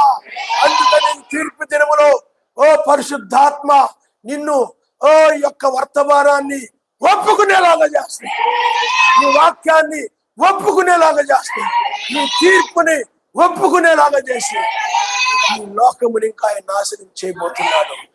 ఈ లోకాన్ని విడిచిపెట్టి నీతి సమాధానం కలిగి ఉండు అని నీకు బోధించి పరిశుద్ధాత్మ విన్న వాక్యమును బట్టి నీకు బోధిస్తూ నీతి సమాధానంతో పరిశుద్ధాత్మ ఆనందంతో నడిపించేది పరిశుద్ధాత్మ. హల్లెలూయా. ఉగ్రతుడు తప్పించేది ఎవరు చెప్పండి? నిన్ను పైకి తీసుకెళ్లేది పరిశుద్ధాత్మే. పాపాలు ఒప్పింపజేసింది అది పరిశుద్ధాత్మ. బాప్తిజం ఇచ్చేలాగా చేసింది, బాప్తిజం పొందేలాగా చేసింది పరిశుద్ధాత్మ. నీతి మార్గంలో నడిపించింది పరిశుద్ధాత్మ. 7వ దూతని ఆయన యొక్క వర్తమానకుల్ని ఆ వర్తమానం నమ్మేలాగా చేసింది ఎవరు చెప్పండి? పరిశుద్ధాత్మ. ఏమండి? అలాగే వేకు చుక్క తీర్పు, వాని క్రియలకు ప్రతిఫలము, ఏమండి ఈ వర్తమానాన్నంతా కూడా ఒప్పింపజేసింది ఎవరు చెప్పండి? పరిశుద్ధాత్మ. పరిశుద్ధాత్మ లేకపోతే నువ్వు ఒప్పుకో, పరిశుద్ధాత్మ లేకపోతే నువ్వు నమ్మవు. లోతు భార్య లాంటి వాళ్ళు ఉంటారు చాలా మంది, మగాడు కానీ ఆడవాళ్ళు కానీ. లోతు భార్య నమ్మిందా? తెల్లవారుజామే నమ్మలా. నాశనం కాబోతుందంటే నమ్మలా. ఆమె ఈనాడు కూడా చాలా మంది ఆమె లాంటి వాళ్ళు, ఆమె లాంటి సంఘాలు, ఎందుకంటే ఆమె నమ్మని సంఘాన్ని సాదృశ్యం ఉన్నారు. లోకం నాశనం కాబోతుందంటే నమ్మలా. ఇంకా లోకం మీద యావ బోల, లోకం మీద ప్రేమ బోల, లోకం మీద మనసు బోల, లోకం మీద ఆలోచనలు బోల, లోక సంబంధం వాటి మీద గొడవలు పెట్టుకోవడం బోల. లోక సంబంధంగా చాలా మంది అయితే లోక సంబంధం వాటిని ప్రేమించిన వాళ్ళే అన్నిటి కోసం గొడవలు పెట్టుకుంటారు. గొడవలు పెట్టుకొని నువ్వు ఇటు రావద్దు, నువ్వు అటు రావద్దు, ఇది నాది, ఇది నీది, తాళాలు వేసుకుంటూ, చెప్పారు కదా మనం ఒకసారి, తాళాలు వేసుకుంటూ అలా ఉంటున్నారు ఇళ్ళలో. ఒక ఇంట్లో వాళ్ళే అలా ఆవిడ తాళం తీయకుండా తాళం వేయడం, అలా ఆయన తాళం తీయకుండా తాళం వేయడం, తాళాలు దాచేసుకోవడం, అదొక జబ్బు. అనుమానం ఇంట్లో పెట్టుకెళ్ళి అలా ఆవిడ ఎవరికైనా ఎత్తుదనో, అలా ఆయన ఎత్తాడనో. అత్తలకు అనుమానం ఎక్కువ. అర్థమైందా? అలా అమ్మగారికి ఇచ్చేస్తుందేమో, అలా అమ్మగారికి పంపుతుందేమో. ఏమండి? పెత్తనాల కోసం అనుకునేవాడు కొంతమంది. అధికారం కోసం పెత్తనం, ఇంట్లో పెత్తనం. అర్థమవుతుందండి? మీ దగ్గర పెత్తనం కావాలా, మీరు నా దగ్గర పెత్తనం కావాలా, మెయిన్ ఆ రెండే కీలకమయ్యే. మీకు అర్థమైందా? ఆ కీలకమైనవి కాసుకుంటారు చాలా మంది. వంట దగ్గరను, అవునా, ముసలి వాళ్ళు చేయగలిగితే చేయడం. చక్కగా ఏం చేయాలి చెప్పండి? బైబిల్లో వృద్ధ స్త్రీలు ప్రార్థించారు, ఆయన నమ్మస్తారు. హల్లెలూయా, హల్లెలూయా. కాబట్టి వాళ్ళు అలాగుండారు కదా అని నువ్వు కూడా అత్తల మీద ఉన్నవాళ్ళు ఉంటే, మంచిగా ఉంటే పర్లేదు. అలాంటి అత్తలను కూడా నువ్వు ప్రేమించాలి. అలాంటి అత్తలను కూడా నువ్వేం చేయాలి? అప్పుడు ముష్కరులైన వారు కూడా లోబడి ఉండదు. వాడు చెప్పిన లోబడి చేయి. నీవు అలా చేస్తేనే నువ్వు నీతిమంతురాలు అవుతావు. అలాంటి వాళ్ళు ఇలాంటి వాళ్ళు నేను వాళ్ళకి లోబడిన వాళ్ళు చెప్తే నేను చేయడం ఏందనుకుంటే నువ్వు నీతిమంతురాలు ఎలా అవుతావు? నువ్వు నీతిమంతురాలువే కావు. అందుకనే వాళ్ళు అలాంటి వాళ్ళు అయినప్పుడు కూడా వాళ్ళు క్షమించిన ఆయనని వాళ్ళ మీద ప్రేమ ఉంటే ఒక అన్నలాగా ఉంటావు, ఆయన నమ్మడిస్తాను. వాళ్ళు ఒక పెనిన్నలాగా ఉంటారు అనుకోండి, అన్నలా ఉంటారు. కొన్ని నీళ్ళలో కోడలు ఉంటారు. మీకు అర్థమైందా? రకరకాలుగా ఉంటారు, పెనిళ్ళలాగా ఉంటారు. అలా ఉండకూడదు. చివరి సమయంలో ఉన్నావు, నువ్వు రక్షించబడాలనుకుంటే లోక సంబంధంగా నువ్వు వాటి మీద వీటి మీద మనసు కలిగి ఉండొద్దు. నీవు ఆయన మీద మనసు కలిగి ఉండి ఆయన నమ్మస్తావు. హల్లెలూయా, హల్లెలూయా. గృహములో పురుషుడే శిరస్సు అని బైబిల్ చెప్తుంది. గృహములో పురుషుడే శిరస్సు అని బైబిల్ చెప్తుంది. ఆ శిరస్సు ఎవరంటే మెస్సయే. ఆ మెస్సయే పురుషుడికి శిరస్సు అయి ఉన్నాడు, స్త్రీకి శిరస్సు పురుషుడై ఉన్నాడు. బైబిల్ చెప్తుంది ఆయన నమ్మస్తాం. అలాగే అత్తనైనా తల్లినైనా వాళ్ళని ఒక తల్లిగా గౌరవిస్తూ మర్యాదగా ఉంటూ వాళ్ళు కూడా తమ పిల్లలను చూసుకున్నట్టు చూసుకుంటూ ఉండాలి. హల్లెలూయా. శత్రువులుగా ఉండకూడదు. బైబిల్ ఆ విధంగా చెప్తుంది. నేను అలాగే ఉంటానంటే నేను మారను, నేను అలాగే ఉంటానంటే ఉండు. ఎవరికి నష్టం? నీకే నష్టం. ఎవరికి నష్టం చెప్పండి? నీకే నష్టం. నీ పరలోకం వద్దు అనుకుంటే అలా ఉంది, కావాలనుకుంటే మారాలి. ఆ దేశానికి తగినట్టుగా ఉండాలి, ఆ రాజ్యానికి తగినట్టుగా, ఆ పట్టణానికి తగినట్టుగా జీవిస్తేనే తప్ప లోకస్తులుగా లోక సంబంధమైన వారు నడవకూడదు. హల్లెలూయా. కాబట్టి పిల్లారా, ఇప్పుడు తీర్పు దినములో మనం ఉన్నాము. 1996 నుండి తీర్పు ఆరంభమైంది. తెల్లవారుజామున నీతిమంతులు తప్పించబడ్డారు. భూమి మీద శ్రమలు వచ్చాయి. తెల్లవారుజాము పరిశుద్ధాత్మ కలిగిన వారు ఒప్పుకుంటారు, ఆయన నమ్మస్తారు. ఇది నిన్ను ఒప్పింపజేస్తుంది. ఎవరు చెప్పు? నువ్వు ఒప్పుకోవడం కాదు, పరిశుద్ధాత్మ నిన్ను ఒప్పింపజేస్తుంది. ప్రతి విషయంలో పరిశుద్ధాత్మ నిన్ను ఒప్పింపజేసింది. కాబట్టి నువ్వు వచ్చావు. నువ్వు నడిపించింది ఎవరు? పరిశుద్ధాత్మ. ఇది తీసుకొచ్చింది ఎవరు? పరిశుద్ధ. ఇది ఒప్పింపు చేసింది, ఇది కరెక్టే, ఇది సత్యమే, ఇది వాస్తవమే, ఈ దినం ఇదే. 7వ దూత తర్వాత 8, హిందూ నక్షత్రము 8వ దూత. ఎందుకంటే నక్షత్రం అనగా దూత, లేకు నక్షత్రం అనగా దూత. చూడండి బైబిల్లో నక్షత్రం అనగా అర్థం ఏంటో ఉంది. మనము ప్రకటన గ్రంథము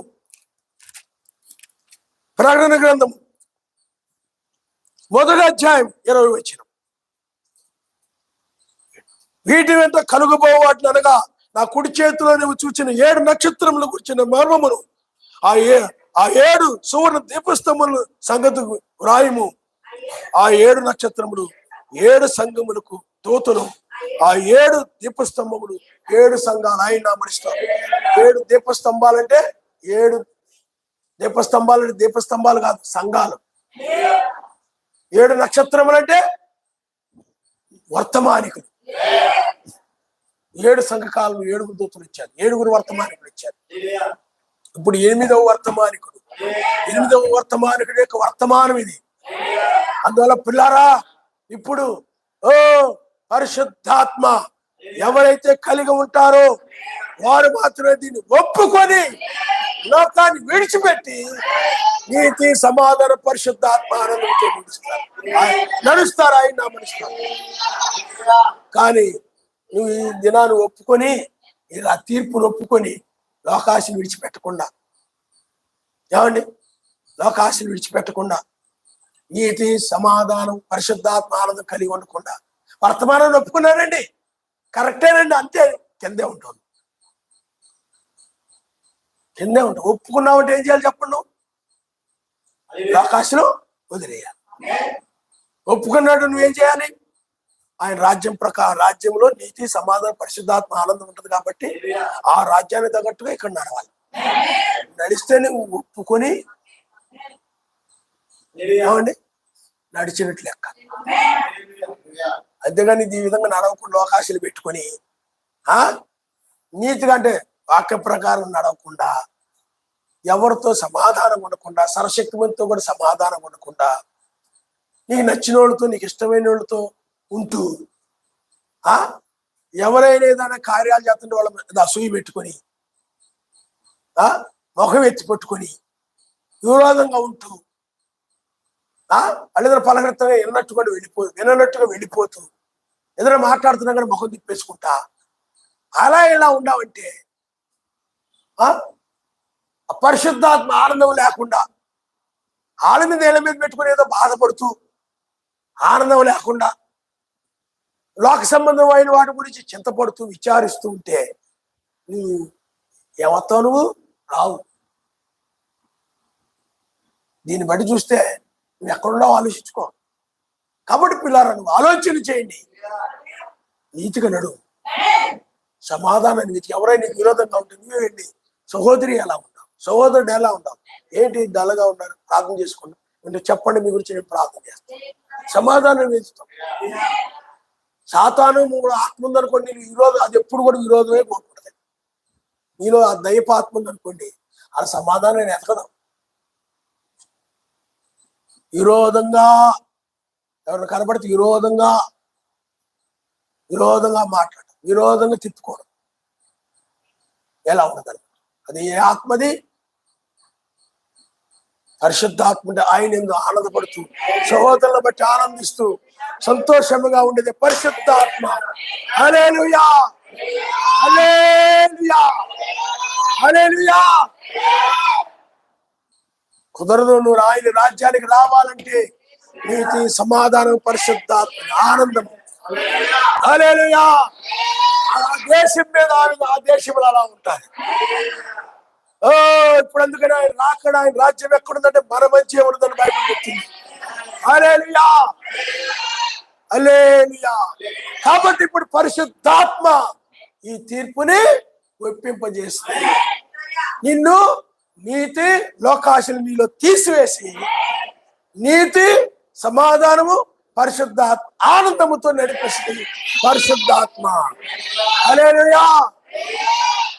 అది విని వెళ్ళే వాళ్ళగా చేయదు.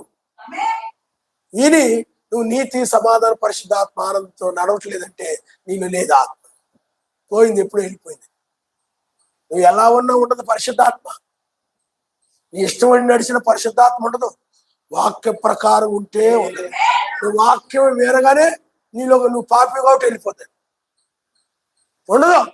నువ్వు సహోదరుడు ఎవరో ఉన్నారు, అప్పటి వరకు బాగానే ఉన్నావు, వాళ్ళు ఏదో చేస్తున్నారు అనుకోండి, కుళ్ళుకొని అవి అన్నావు అనుకోండి, వెళ్ళిపోతుంది పరిశుద్ధాత్మ. ఎందుకని నీకు అసూయైన పాపం వచ్చింది, పోయింది. నువ్వు ఉందనుకుంటున్నావు, అర్థమైందా? వెళ్ళిపోతుంది పరిశుద్ధాత్మ. అర్థమైంది నీకు?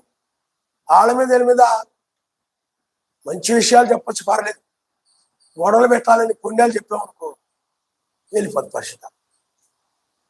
నేను బాప్తిజం పొందాను, నేను రక్షణ పొందాను అనుకుంటాను, వెళ్ళిపోయింది. ఎందుకంటే నీలోకి కొండెపు మాటలు, పాపం వచ్చేసింది, వెళ్ళిపోయింది పరిశుద్ధాత్మ. అర్థమైంది మీకు?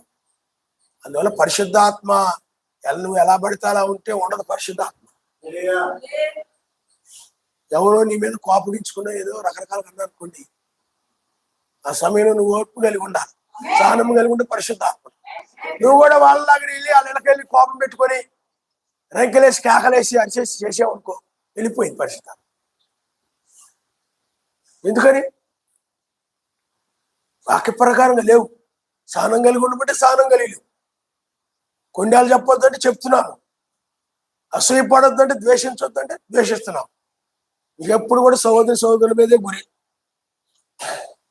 నీ జీవితంలో ఎప్పుడు ఎవరొకరి మీద పెట్టుకొని బ్రతికావు, చెడుగా పెట్టుకొని బాధపడుతూ బ్రతికావు తప్ప సమాధానంగా జీవించింది చాలా తక్కువ. మొన్న కావడంటుంది, వివాహం అయిందే కానీ ఆయన నాతో సమాధానంగా సంతోషంగా గడిపింది.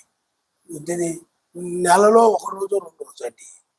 ఎప్పుడు వాళ్ళ మీద కోపం పెట్టుకొని మొక్క ఎత్తి పట్టుకొని ఉండేవాడండి. వాళ్ళ మీద గొడవకి వెళ్తూ ఉండేవాడండి. ఏదైనా మాట్లాడినా సంతోషంగా మాట్లాడింది, లేదా సమాధానంగా మాట్లాడింది. అలా అనిపించుకోవద్దు సహోదరుడా, సహోదరి. ఆయన అమ్మయిస్తాడు, సమాధానంగా ఉండు. వాళ్ళలో ఏమైనా కనపడినా క్షమించి సమాధానంగా ఉండు. ప్రేమ దోషాలు కప్పుతుంది, సమాధానంగా ఉండు.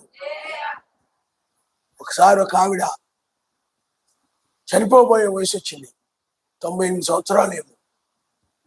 ఆమెకు భయం వేసింది, చచ్చిపోతే ఇప్పుడు నేను నరకానికి వెళ్ళిపోతానా, పరలోకానికి వెళ్ళిపోతానా అని ఒకసారి ఆలోచించుకుంటే ఆవిడ నరకానికి వెళ్ళిపోతాను అనిపిస్తుంది ఆవిడకి. ఎందుకంటే ఆవిడ జీవించిన కాలంలో చాలా మందిని దూషించింది, హింసించింది, కోపంతో కక్షతో చాలా మందిని ఇబ్బంది పెట్టింది, బాధ పెట్టింది.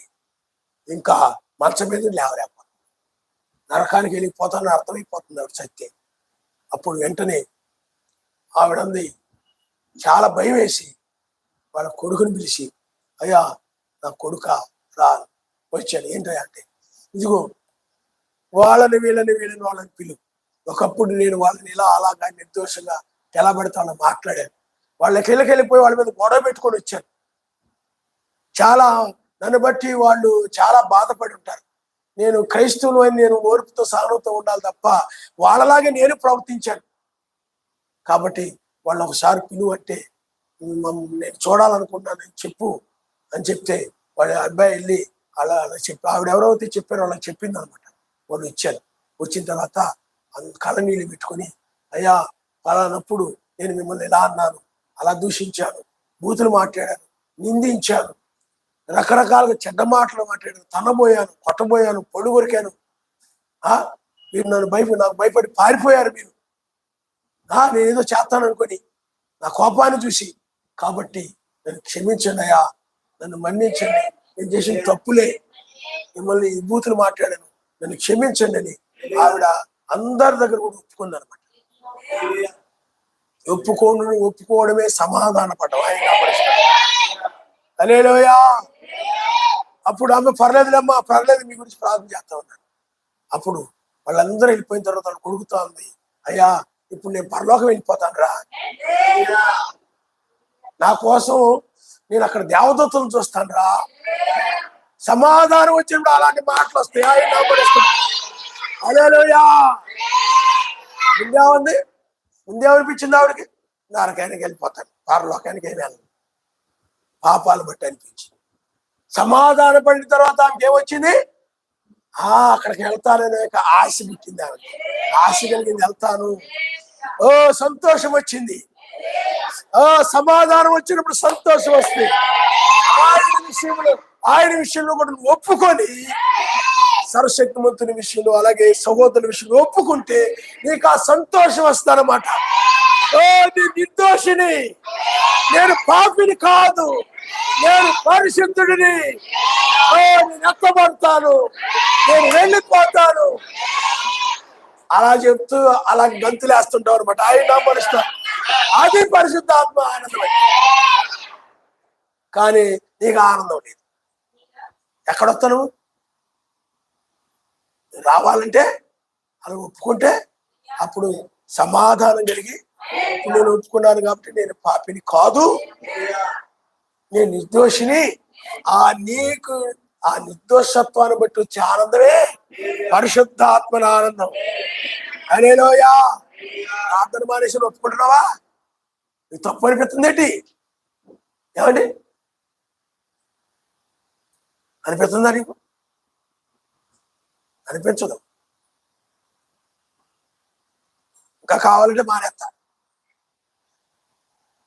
రేపటి నుంచి వస్తానని చూడు. చూడాలి అన్నావు కదా ఈరోజు, రేపటి నుంచి చూడు కనపడతానేమో నీకు. తొంగు చూస్తాను అసలు నీతో మాట్లాడతానేటి? అది అది పరిశుద్ధాత్మ ఉందనుకో ఇలా ఆడిపోతాం. హల్లెలూయా. అప్పుడు సమాధాన పడితే ఏమవుతుంది చెప్పండి? సంతోషం. నేను పాపిని కాదు, అది ఎత్తబడేవారు కలిగి ఉండే ఆనందం. హల్లెలూయా. కానీ హృదయంలో నువ్వు పాపి పాపి అని హృదయం దోషారోపణ చేస్తున్నంతకాలం నువ్వు ఎంత నవ్వినా, ఎంతగా నవ్వుతూ మాట్లాడినా, నవ్వుతూ నేను వెళ్ళిపోతానని నలుగురు అనుకోవాలని హల్లెలూయా అరిసినా నువ్వు ఎక్కడే ఉంటావు. గుర్తుపెట్టుకో, అది నటించడం అంటారు. అది నటించడం అంటారు. దాన్ని ఆ స్థితికి రావాలి. నేను పరిశుద్ధుడిని, నాకు ఆనందం కలుగుతూ ఉన్నది. ఆస్తిపరుడైన ఆనందం, డబ్బును బట్టి ఆనందం, అది లోక ఆనందం. అది వాటిని బట్టి ఆనందించిన తర్వాత పరలోక రాజ్యానికి అలాంటి ఆనందం ఉండదు 1000 ఏళ్ల పాలనలో. ఆయనను బట్టి నేను నిర్దోషిగా ఉన్నాను. ఇప్పుడు నేను నిర్దోషిని, అందరి దగ్గర నా పాపాలు ఒప్పుకున్నాను కాబట్టి, నేను క్షమించబడిన కాబట్టి నేను క్షమించబడ్డాను. నా తప్పులన్నీ ఆయన సన్నిధిలో ఒప్పుకున్నాను కాబట్టి నన్ను ఆయన క్షమించాడు. ఇప్పుడు నేను నిర్దోషిని. నా పాపములన్నీ కూడా మోరుపడే సముద్రంలో పడవేయబడ్డాయి. సముద్రంలో ఏదైనా పడేస్తే అది కనబడదు ఇంకా. అలాగే నా పాపాలు ఇంకా కనబడవు. ఇప్పుడు నేను నిర్దోషిని అని ఆనందం వచ్చి సంతోషంతో గంతులేస్తున్నాను. అది నా జీవితంలో చూశాను కాబట్టి చెప్తున్నా. హల్లెలూయా. ఈ లోకంలో ఏది పొందుకున్నా గంతులేవు. ఆత్మ సంబంధమైన కార్యాలను బట్టి, నీ నిర్దోషమైన జీవితాన్ని బట్టి, అంటే ఆ నీతి, ఆ సమాధానము కలిగి ఉన్నప్పుడు ఆ ఆనందం వచ్చేస్తే నువ్వు పరవశంలో ఉంటావు. నువ్వు అది పరసంబంధమైన ఆనందంలో కొనసాగుతుంటావు తప్ప అది లోక సంబంధమైన ఆనందం కాదు. అలాంటి వారు ఎత్తబడతారు. అది నువ్వు ఆలోచించుకో. తల వంచుకోండి, మనం ప్రార్థన చేసుకుందాం. పరిశుద్ధాత్మ ఉన్నట్లయితే 7వ దూత వర్తమానం ఒప్పింపజేసేది, వేకుచుక్క వర్తమానాన్ని ఒప్పింపజేసేది పరిశుద్ధాత్మ. 7వ దూత వర్తమానం నమ్మి ఈ తీర్పును కనుక తిరస్కరిస్తున్నట్లయితే పరిశుద్ధాత్మ లేదు అక్కడ. హల్లెలూయా. 7వ దూత వర్తమానమే పాపమును ఒప్పింపజేయ వర్తమానం, నీతిని ఒప్పింపజేయ వర్తమానము, వేకుచుక్క వర్తమానము, తీర్పును ఒప్పింపజేయ వర్తమానం. ఏదో భక్తి నమ్ముకున్నాను క్రైస్తవుని అనుకోవడం కాదు సుమా. వాక్య ప్రకారం ఇవన్నీ కలిగి ఉన్నప్పుడే నువ్వు క్రైస్తవుడి. నీతి, సమాధానము, పరిశుద్ధాత్మ, ఆనందం కలిగి ఉంటే నువ్వు క్రైస్తవుడు తప్ప క్రైస్తవుడని నిన్ను పిలుచుకుంటూ సమాధానం లేకుండా లోకములో ఆశలు కలిగి జీవిస్తున్నావేమో. జాగ్రత్త.